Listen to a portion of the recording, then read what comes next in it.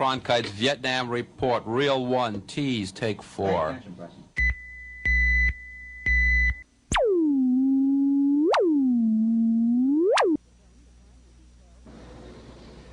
These ruins are in Saigon, capital and largest city of South Vietnam.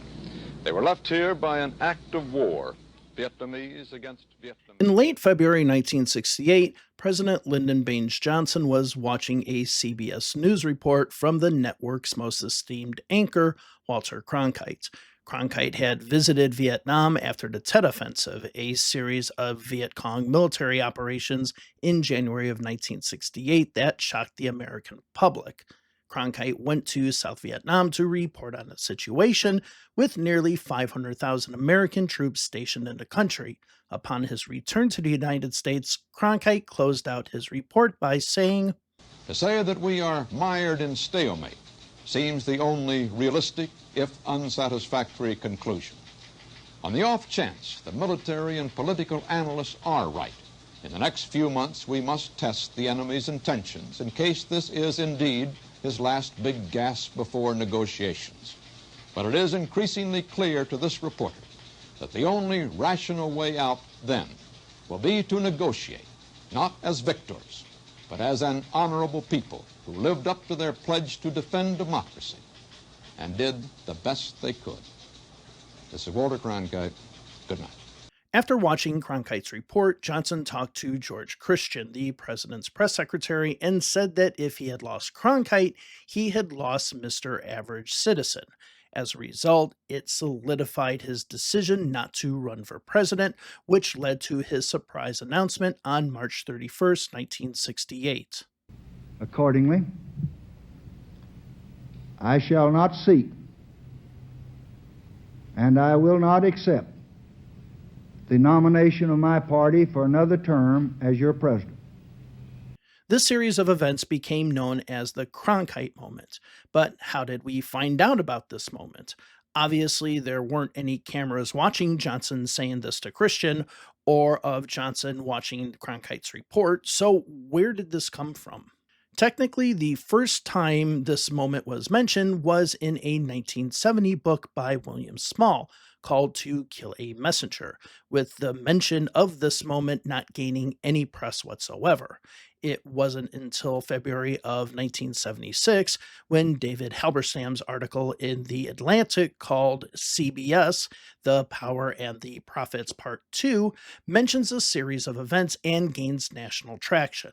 Both Small and Halberstam credit George Christian as being the origin of the Cronkite moment. In his Atlantic article, Halberstam writes the following, quote, Cronkite's reporting did help change the balance. It was the first time in American history that a war had been declared over by a commentator. In Washington, Lyndon Johnson watched and told his press secretary, George Christian, that it was a turning point, that if he had lost Walter Cronkite, he had lost Mr. Average American Citizen. It solidified his decision not to run for re-election. End of quote.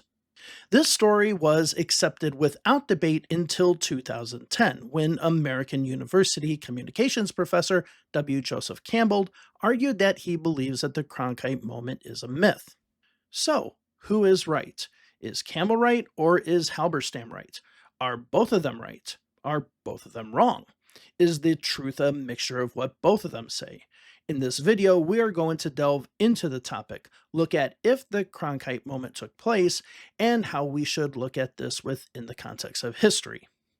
But before we get into the evidence and arguments, if you like content about campaigns and elections, please like this video and subscribe to the channel. If you would like to support the channel, please join my Patreon with the link in the description below, or become a member here on YouTube by clicking the join button below this video. Also, as I mentioned recently, I plan on doing longer form content in the future, but while I'm doing that content, I've been thinking about some short form content between the longer productions. Let me know in the comments if this is something that you would like to see, as some of the topics sometimes don't require 60 minutes like this topic here. So the main focus for me in this video is to determine if there is a causal relationship between Cronkite's report and Johnson deciding not to run for re-election. Because when we think about the Cronkite moment, it's usually within the context of Johnson not running for re-election, with the two being connected.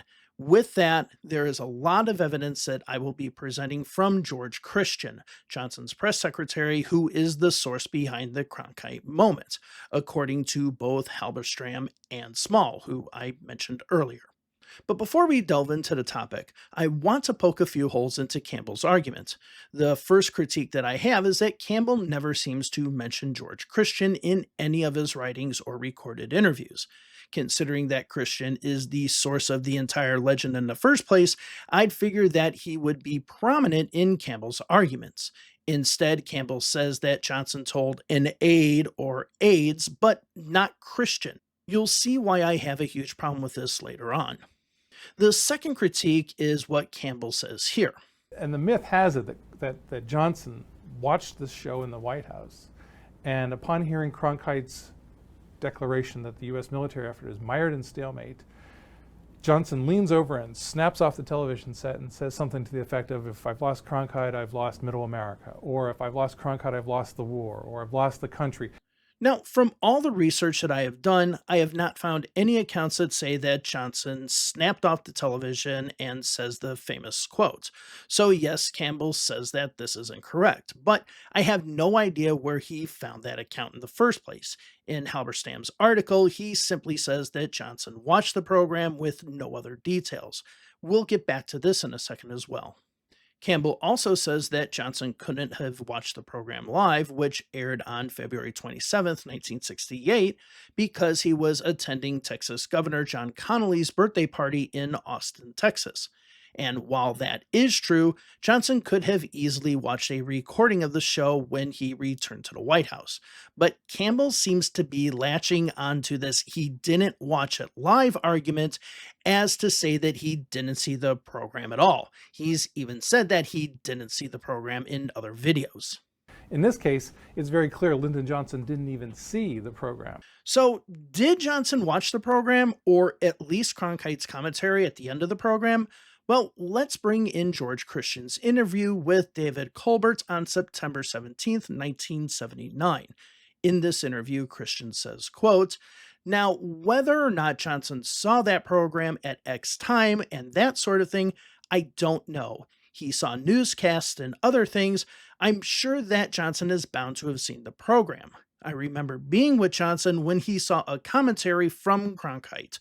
Now, whether it was on the morning news, I think it was probably on the CBS morning news, where it might have been an excerpt out of the program or something." Now, Christian doesn't say what was in the excerpt, but it is highly likely that Cronkite's editorial at the end of the program was what they saw the next morning. Still, Christian further added, quote, "I know that we talked about the Cronkite program and that he was very concerned about Cronkite coming home from Vietnam and portraying the cause as lost, in effect, the impact that it was going to have." When further pressed by Colbert, Christian said, quote, "I'm almost positive he saw it," referring to the program. Now, is there 100% proof that Johnson did or didn't see the program or editorial? No. But with Christian's interview with Colbert, it's 99.9% certain that Johnson did see it, and Christian was there with Johnson when he did see it. And this is the reason why I'm very skeptical of Professor Campbell leaving out George Christian from any of his documentation. It seems as if he wants to hide Christian from the narrative. To me, this is academic negligence at minimum, considering that it's Christian and only George Christian that is the source of the entire Cronkite moment. The next thing that Campbell argues is that Cronkite's report didn't change President Johnson's views on the Vietnam War. This is absolutely correct. After returning to the White House the next day after Cronkite's report, Johnson held a meeting with his foreign policy advisors at 8:35 a.m. at the White House. In the meeting, he talked about increasing the number of troops in Vietnam, as well as calling up the reserves and extending the time of enlisted men by 6 months. He also inquired to the production of M16 rifles and how quickly the Army and Marines could be ready. This doesn't sound like anyone who has changed their mind about the war.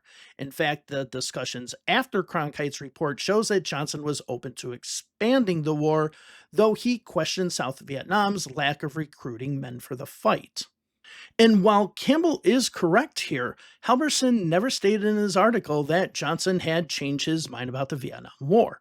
All Halberstam said was that Johnson saw Cronkite's report, said that he lost Mr. Average Citizen, and that led him to not running for re-election.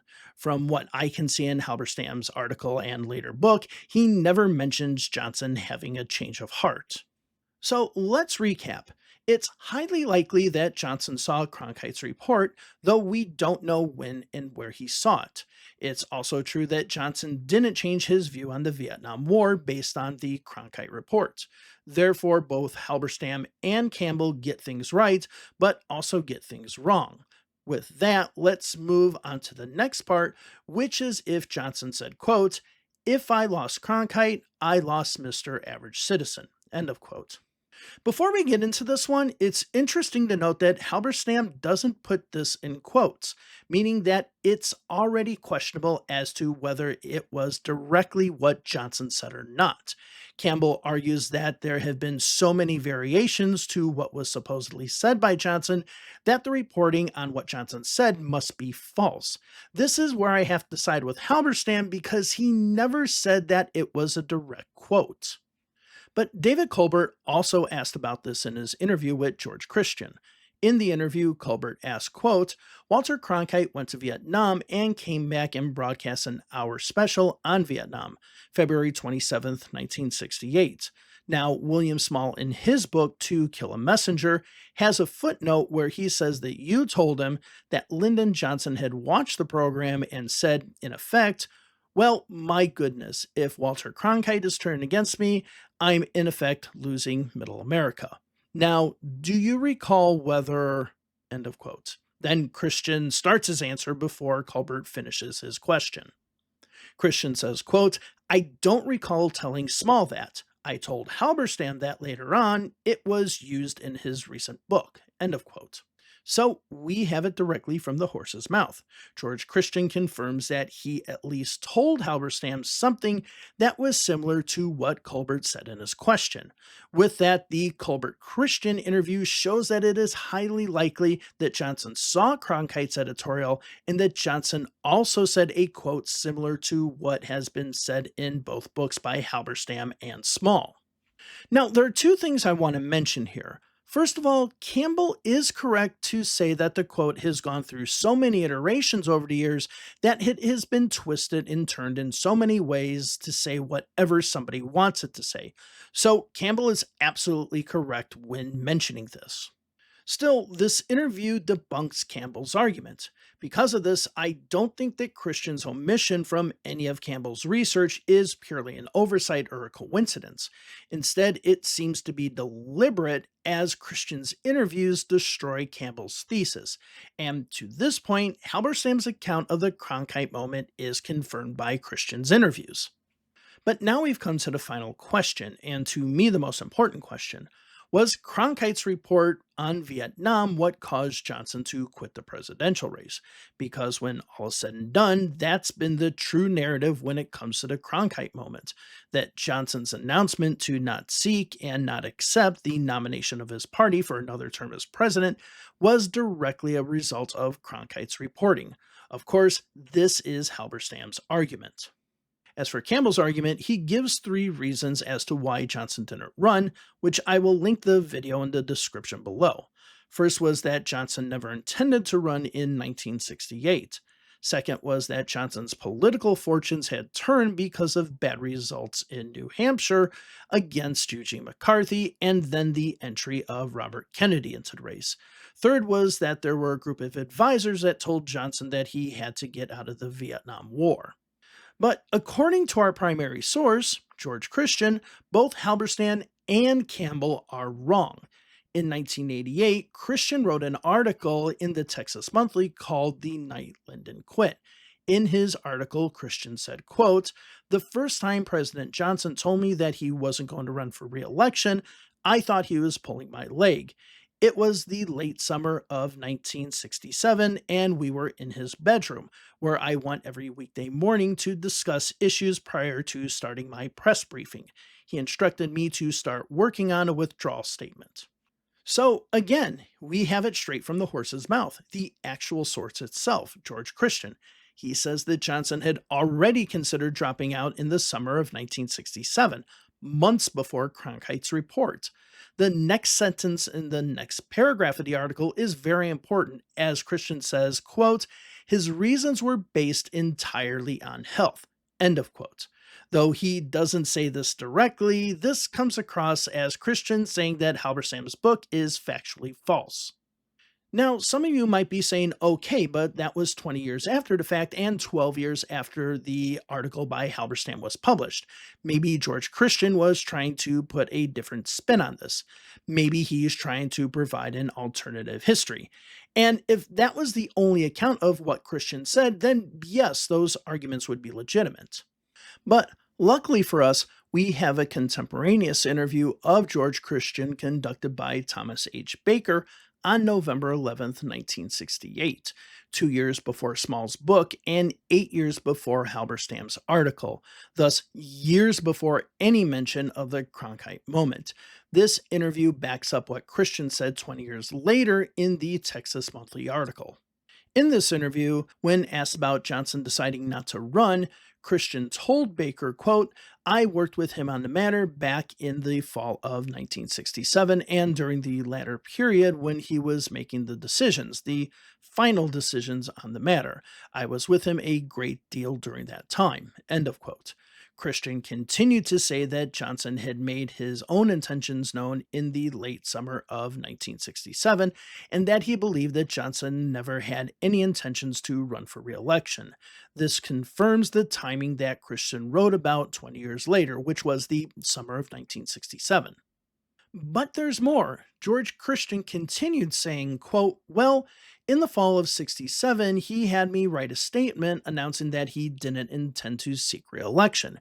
Here again, it was because of the timing that he didn't know when the proper time was to do this. He considered doing it in December of 67. He sent me to see Governor Connolly, and the governor and I drafted a statement, or I got a lot of thoughts from the governor on how he might phrase the statement, and then I wrote it from those thoughts and my own. I put together a statement, I guess, as early as December." End of quote.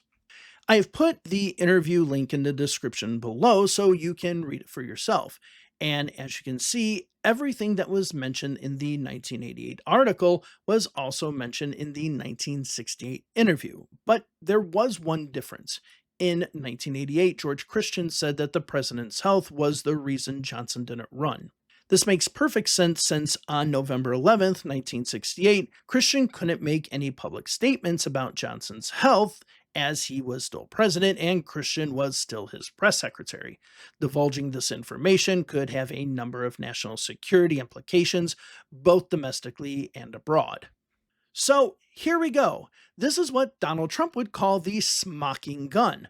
George Christian's 1988 article and 1968 interview is absolute proof that what Halberstam said in his article was an absolute falsehood. The Cronkite moment is a myth. In every bit of evidence that I can find, Christian has never deviated from his story, with the exception of the president's health for obvious reasons. And this evidence isn't just after the so-called Cronkite moment, but before as well, which is extremely important in showing historical continuity. But why did David Halberstam make this claim that Johnson decided not to run because of Cronkite's report? Well, there can only be three answers. The first one is very simple, which is that it was a lie at the least and historical deception and dishonesty at the worst. The second one is that Halberstam misunderstood something or wrote something down incorrectly. I'm sure that he had a tape recorder when he interviewed Christian, so this would be highly unlikely. The final answer could be that it's actually George Christian that's lying. This is highly unlikely since his interview in 1968, which was 8 years before Halberstam's article, and his article in 1988, which was 12 years after Halberstam's article, are extremely detailed and extremely historically consistent. There is no deviation from Christian's account whatsoever, with the exception of the president's health, again for obvious reasons. So, why has this lie persisted over the years? First of all, we can blame the lack of research when it comes to historical claims that are questionable or dubious. I was able to find all of this information needed for this video by spending one day on the LBJ Library's website. I don't know if it's laziness, but those of us who rely on historical accounts being correct need to hold historians to account when it comes to them passing off unverified qualitative and quantitative evidence as fact. So yes, historians that have treated the Cronkite moment as gospel, it shows that their research is very weak and suspect. But the second reason that this lie has persisted is because of the media. Now, I'm the last one that blames the media for every little thing that goes wrong, but there are times when the media shows favoritism or at least tries to create a narrative. In this case, the story of CBS News anchor and reporter Walter Cronkite taking down the presidency of Lyndon Baines Johnson is a big win for traditional media. Therefore, traditional media probably feels that it is in their best interest to keep this lie going, as it helps them control the narrative of media defeating the president. And with that, we're done with today's video. So I hope you found this insightful. What are your thoughts about the Cronkite moment? Has this changed your mind? Has this made you think of it in a different way? Please let me know down in the comments below. Have a wonderful day wherever it is you are, and I will see you in the next video. Bye-bye.